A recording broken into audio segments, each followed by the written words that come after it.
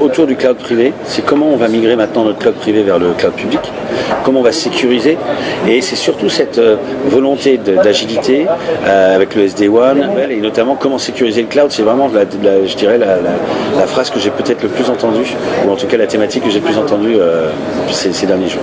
Le SD-WAN, il va compléter le VPN, il va le remplacer? Non, je pense que ça va être un complément. Je dirais que c'est un très bon complément parce qu'il est très agile, il est très facile à déployer, mais je vois quand même encore un petit peu de beaux jours pour nos bons vieux réseaux physiques et virtuels qui existent aujourd'hui. La clé, c'est le phasing du projet. Aujourd'hui, un projet qui se passe bien chez Tofin, ou un projet d'ailleurs qui se passe bien dans le cloud en général, c'est cette capacité, parce que comme vous n'êtes pas sans le savoir, le cloud, l'avantage c'est que c'est une agilité permanente, c'est ce qu'on appelle le CI/CD. On vient mettre en place quelque chose et puis on lance un sprint et puis on le termine et puis on relance un sprint.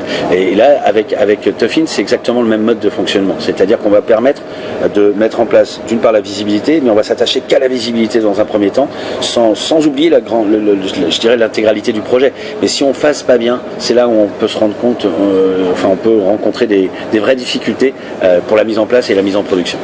Quelle est la durée moyenne des sprints, justement?